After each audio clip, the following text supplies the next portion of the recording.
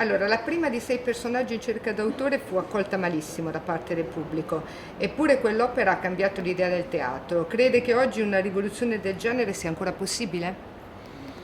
Ma devo dire che il pubblico di oggi eh, ha un interesse diffuso per le cose dell'arte, consumato a volte anche in maniera molto frettolosa, che purtroppo a volte si avvicina quasi all'indifferenza, cioè quell'atmosfera così vivace eh, che eh, faceva del teatro un'occasione per un dibattito civile all'interno di una società, credo che un po' l'abbiamo smarrita.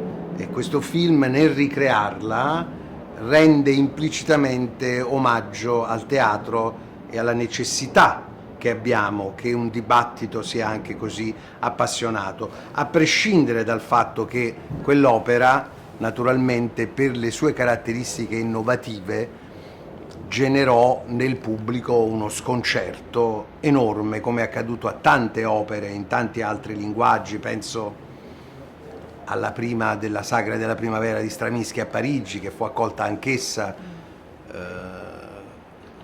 con una salve di fischi, di tafferugli in sala, no?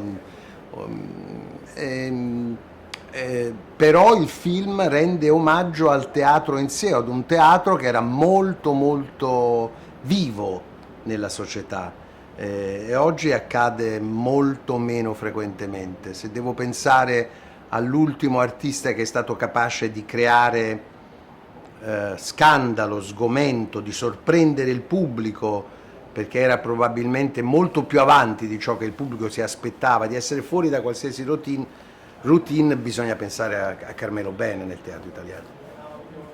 Nel film viene detto che l'ascolto, lo sguardo e il silenzio sono tutto nella recitazione. Lei è d'accordo?